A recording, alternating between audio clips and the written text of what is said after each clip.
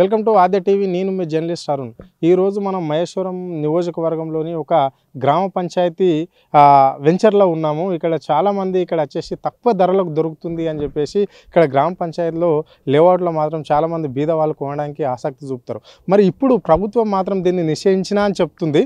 డైరెక్ట్గా అంటే గ్రామ పంచాయతీ లేఅవుట్లకు పర్మిషన్ లేదు అని చెప్తున్నది. మరి కొన్నోళ్ళ పరిస్థితి ఏంటి, అంటే కొనబోయే పరిస్థితి ఎట్లుంటుంది, మరి ఇప్పుడు కొన్నోళ్ళు నష్టమవుతారా? ఇప్పుడు హైడ్రాక్ బాధితులు అయినట్లనే ఇక్కడ గ్రామ పంచాయతీ లేఅవుట్లో కొన్న వాళ్ళు కూడా ఆ విధంగానే బాధితులు అవుతారా అడిగి తెలుసుకునే ప్రయత్నం అయితే చేద్దాం. ఇక్కడ మనతో పాటు రియల్ ఎస్టేట్ రియల్ ఎస్టేట్ వ్యాపారికి సంబంధించిన అతను ఉన్నాడు. ఇక్కడ ఆయన మాటలను అడిగి తెలుసుకునే ప్రయత్నం అయితే చేద్దాం. అన్న చెప్పండి అన్న, ఏంటి మరి గ్రామ పంచాయతీ లేఅవుట్లో కొంటే ఎట్లుంటుంది పరిస్థితి, హెచ్ఎండిలో కొంటే ఎట్లుంటుంది?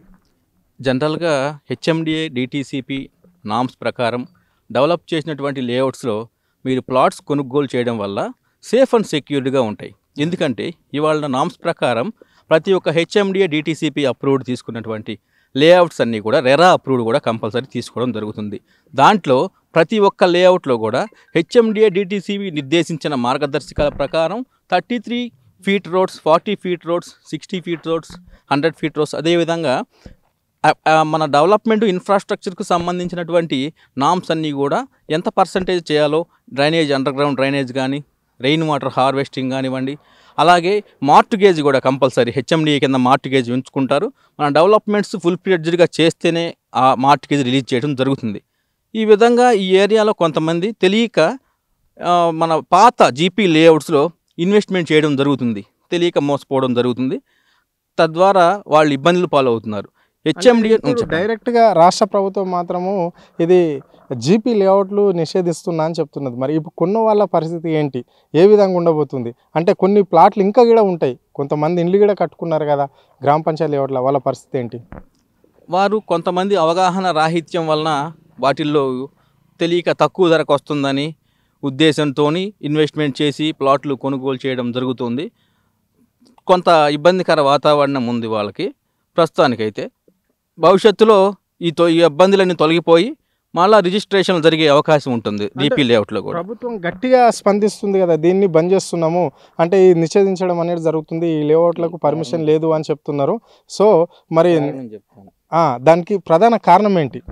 జీపీ లేఅవుట్లు ప్రభుత్వం వారు బ్యాన్ చేయడానికి గల ప్రధాన కారణం నాకు తెలిసి, నా వ్యక్తిగతంగా, జీపీ లేఅవుట్లో ప్రాపర్ డెవలప్మెంట్స్ లేకపోవడం, అండర్ గ్రౌండ్ డ్రైనేజ్ కావచ్చు, రెయిన్ వాటర్ హార్వెస్టింగ్ కావచ్చు, రోడ్స్ అని కూడా వెడల్పు తక్కువగా ఉండటం వలన, కొన్ని అమ్యూనిటీస్కి కూడా కేటాయించినటువంటి ప్రాపర్ వేలో కూడా తక్కువ స్థలాన్ని కేటాయించడం వలన కూడా ఈ ప్రాబ్లమ్స్ వచ్చినాయి అని చెప్పి నేను అనుకుంటున్నాను.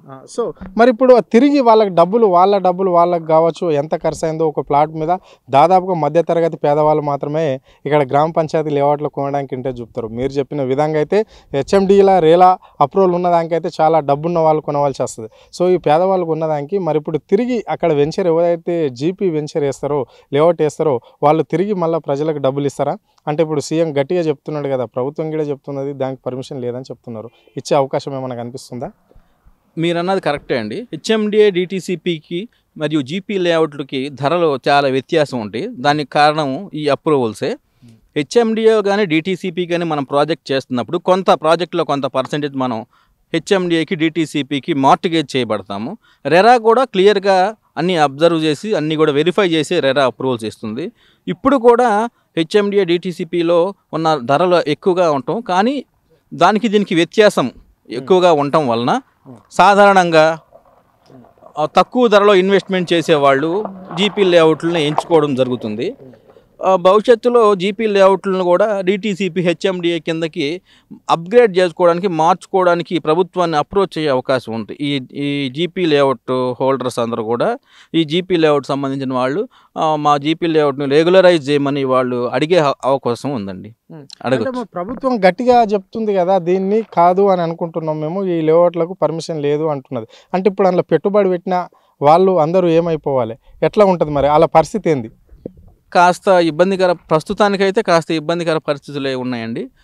కాబట్టి నేను చెప్పేది ఏంటంటే, ఇంతవరకు జరిగిన పరిణామాలని మీకు తెలుసు, చూస్తూనే ఉన్నారు, మీరు అడుగుతుంది కూడా అదే. కానీ రాబోయే రోజుల్లో ప్రతి ఇన్వెస్టర్ కూడా ఖచ్చితంగా తెలుసుకోవాలి, ఎల్పీ నెంబర్ కానీ హెచ్ఎండిఏ అప్రూవల్ ఉందా, డిటిసిపి అప్రూవల్ ఉందా, రెరా అప్రూవల్ ఉందా లేదా అని కన్ఫామ్గా వెరిఫై చేసుకున్న తర్వాతనే మీరు ప్లాట్లు కొనుక్కోవాలని చెప్పి కూడా నేను విజ్ఞప్తి చేస్తున్నాను.